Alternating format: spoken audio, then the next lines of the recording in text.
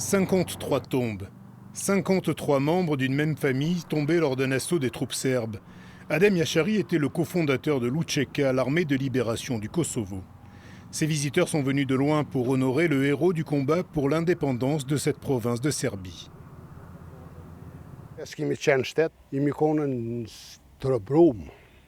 Nous n'étions pas un État. Nous avions honte à cause de la Serbie. Nous étions ses esclaves, si vous me comprenez. Mais après, à partir de l'endroit où nous sommes, qui est un lieu saint, a commencé la libération de la République du Kosovo. La guerre contre les forces serbes a duré 15 mois entre 1998 et 1999. Plus de 13 000 morts, 1,5 million de déplacés avant le placement de la province sous administration de l'ONU. L'UÇK a donné naissance à un parti politique, le PDK, très largement au pouvoir depuis l'indépendance et dont le leader, Hashim Thaçi, a dû démissionner fin 2020 pour être jugé à La Haye pour crime de guerre. Après Kaz, où l'on vit dans le culte de l'UÇK, le procès passe mal.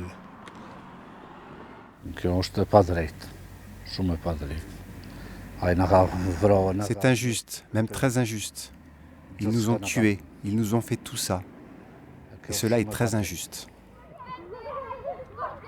Un peu plus bas dans la vallée de la Drenica, à Drenas, fief de l'UÇK et du PDK, le souvenir de la guerre est aussi omniprésent. Ames Dergouti est un ancien combattant de l'armée de libération du Kosovo. Et il fait le bilan après 13 ans d'indépendance de son pays.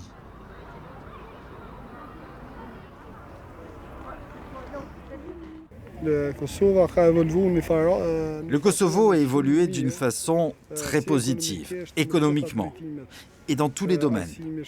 L'éducation, la santé, il est arrivé à un bon niveau. Mais ce n'est pas miraculeux. Il reste encore beaucoup de choses à faire. Pour mener ces réformes, les Kosovars ont opté pour un changement radical. Avec plus de 50% des suffrages dans une élection à la proportionnelle, ils portent au pouvoir Albin Kurti du mouvement de gauche Autodétermination, allié au parti de centre-droit de Vjosa Osmani. À elle, la présidence de la République, à lui, le poste de Premier ministre. Nous avions rencontré Albin Kurti en 2007. Il était alors partiellement assigné à résidence par les forces onusiennes pour avoir organisé une manifestation. Il a fondé Vetëvendosje, Autodétermination, en 2005, estimant que les négociations avec la Serbie n'étaient pas le bon chemin pour accéder à l'indépendance. La liberté du Kosovo, c'est l'autodétermination du peuple. C'est comme ça que nous sommes nés, par une action publique en tant que mouvement de jeunes pour la liberté, l'autonomie et la justice. À 39 ans, la présidente de la République, Vjosa Osmani, porte entre autres le combat pour l'égalité entre les sexes, dans une société patriarcale où seuls 12,5% des femmes travaillent. La participation égale à côté des hommes ne contribue pas uniquement au bien de la famille, mais aussi à celui de la société et de l'économie en général. En tant que présidente de ce pays et avec l'ensemble des institutions, je m'engage à ce que les femmes soient protégées de la violence et que leurs droits soient respectés. Dans son salon, Donieta Miftari écoute le discours de sa patronne. Elle travaille dans l'équipe de communication de la présidente. À 29 ans, elle vient de quitter Londres où sa famille était réfugiée depuis 24 ans pour revenir au Kosovo. Je pense que c'est un énorme privilège et un honneur de pouvoir contribuer à son pays. Et c'est vrai pour n'importe quel pays, mais en particulier pour le Kosovo. Avec notre vécu et en ayant quitté le pays sans autre choix, c'est très important par rapport à mon expérience personnelle. Et maintenant, avoir le choix de revenir dans un Kosovo en paix, stable, dynamique et indépendant, c'est une expérience positive, assez émouvante. En ce jour de novembre, le Premier ministre présente son tout premier budget au Parlement. Économie et lutte contre la corruption sont au cœur des préoccupations. L'objectif est de restaurer la confiance des Kosovars. Les rentrées de taxes cette année ont augmenté d'1 tiers par rapport à l'année dernière parce que les citoyens ont de l'espoir, dépensent au lieu d'économiser. Et avec un gouvernement qui n'est pas corrompu, ils sont prêts à payer plus de taxes. Ils ont de l'espoir, ils sont pacifiques, mais leurs attentes sont importantes. Dans la vallée de la Drenica, le fief de Lučeka, l'armée de libération du Kosovo, il va falloir convaincre. Le taux de chômage atteint 50% chez les jeunes dans le pays et beaucoup ne rêvent que de partir pour l'Union européenne en attendant mieux. Il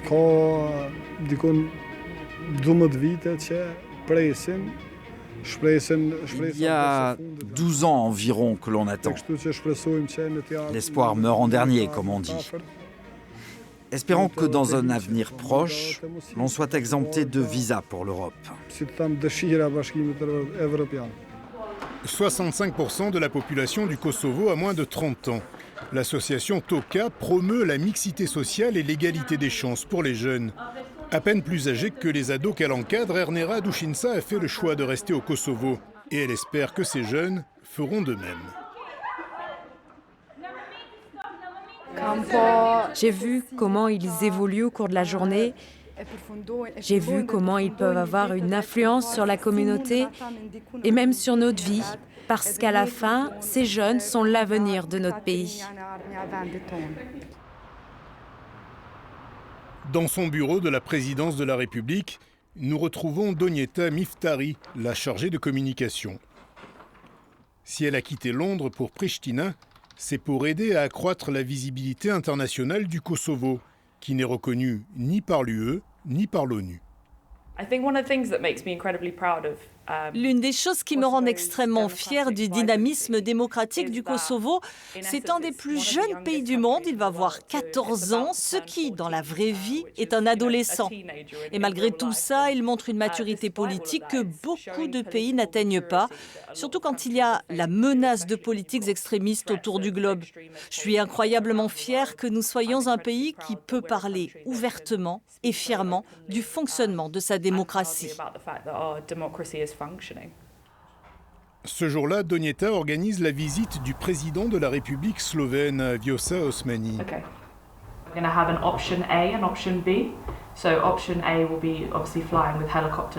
Garante des institutions, la présidente mène aussi la politique étrangère du Kosovo.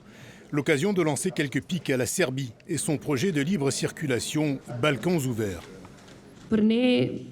Pour nous, les Balkans ouverts, c'est un espace pour favoriser l'expansion de l'hégémonie serbe. En ce moment, la Serbie tente de jouer le rôle principal dans cette initiative qui n'a pas de bons objectifs pour la région des Balkans. La normalisation avec la Serbie reste à l'agenda, mais la priorité des institutions kosovares est de surmonter les effets de la pandémie de Covid sur l'économie. La reprise est là, avec une croissance à 2 chiffres, tandis que l'État lutte contre l'économie parallèle et la corruption. Le deuxième secteur prioritaire pour les institutions, c'est l'application de la loi. Un État qui n'a pas pour priorité l'égalité devant la loi ne peut avoir de succès dans les autres secteurs, comme l'économie, la santé ou le travail. Ernera Dušinca, la bénévole de l'association TOKA, est née après la guerre, il y a 22 ans. Elle dit avoir toujours connu la même classe politique, jusqu'au scrutin de février 2021. Alors, pour cette militante du droit des femmes, le changement est bienvenu. Ce gouvernement, de ce que je vois, est tourné vers la jeunesse et veut faire avancer le processus d'égalité entre les sexes. C'est pour ça que je peux dire que c'est prometteur. Mais il faut attendre un peu pour voir s'il y aura des changements ou pas. Dans le plus jeune pays d'Europe, il est difficile d'échapper au passé. Tout en regardant vers l'avenir et une intégration européenne tant désirée, la jeunesse, en visite au mémorial d'Adem Yashari, s'imprègne de l'histoire fondatrice du Kosovo.